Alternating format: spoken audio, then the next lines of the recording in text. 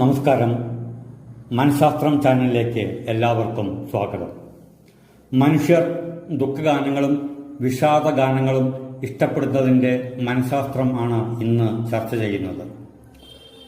ദുഃഖഗാനങ്ങൾ കേൾക്കുമ്പോൾ മനസ്സിലെ വിഷമങ്ങളും നഷ്ടബോധവും അലിഞ്ഞ് ഇല്ലാതാവുന്ന കഥാർസിസ് എഫക്റ്റ് ആണ് മനഃശാസ്ത്ര കാരണം.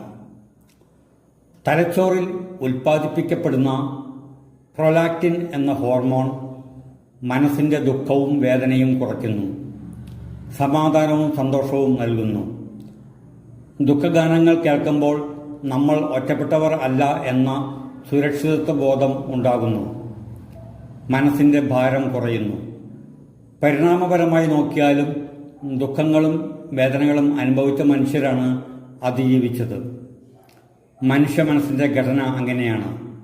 ഉദാഹരണമായി പറഞ്ഞാൽ, രതിമൂർച്ഛ എന്ന സുഖകരമായ അവസ്ഥ ഏതാനും നിമിഷം മാത്രമേ ആസ്വദിക്കുവാൻ കഴിയൂ. കാരണം സന്തോഷം കൂടിയവരുടെ തലമുറകൾ വംശനാശം വന്ന് ഇല്ലാതായി.